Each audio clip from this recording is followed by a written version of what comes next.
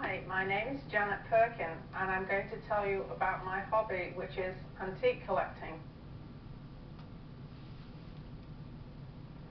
I think this first started when I visited my grandparents' house, which was a 17th century farmhouse on the outskirts of Sheffield. And we used to visit there every Sunday. And I'm going to tell you what the inside of the house was like compared with what we live in today.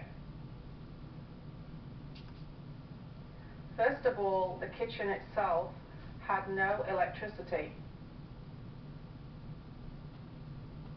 They had to cook on a black leaded stove with the heat of coal from the fire. This was kept gleaming all the time by my grandmother, who polished it regularly.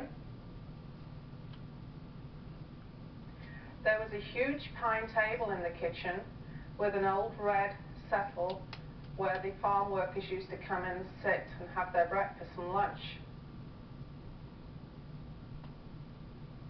Also, there was an old stone sink there. We had no running water. They had to go into the garden and draw water from the well. At night time, we all had to use a paraffin lamp to light the room, and then a candle we used to take to the bedroom. In the bedroom, we had beautiful pottery, jug and water, a water jug to wash with instead of having the bathroom.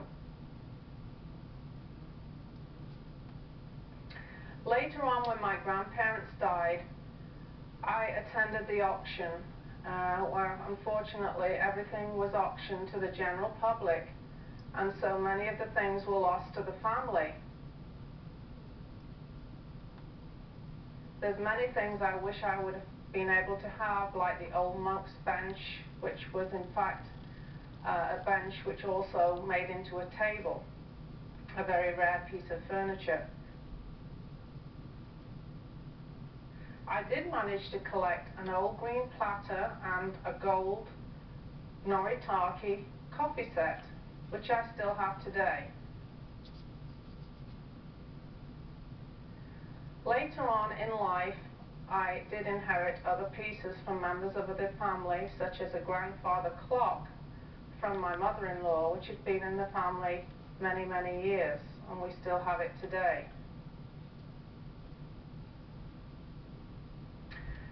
When I was in my late 20s, I got the real antique bug, and I used to attend many estate sales, auctions, even garage sales. And throughout the years, I've collected a wonderful collection of Victorian furniture.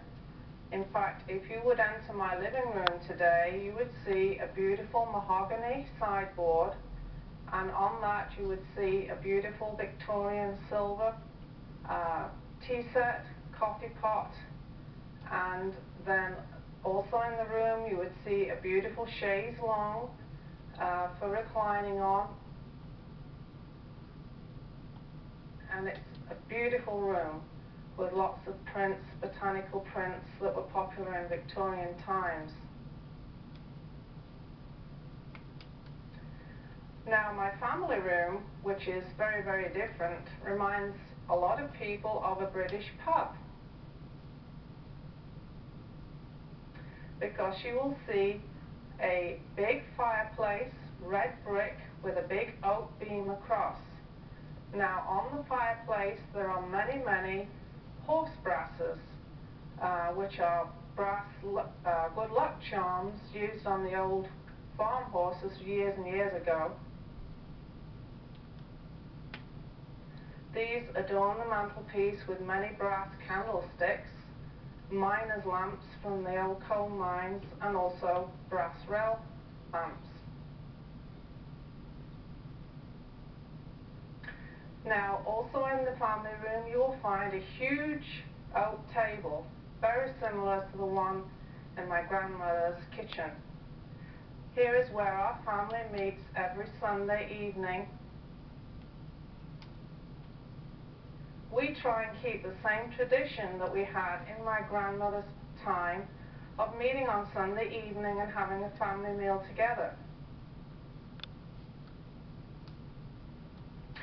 In fact, you will also find a beautiful Welsh dresser there with many, many pieces of blue and white china. Now today, my children just don't appreciate many of my antiques, but I hope that one day they will, because these are things that have been treasured through members of the family and through my life, and I hope one day they'll come to love antiques just as I do.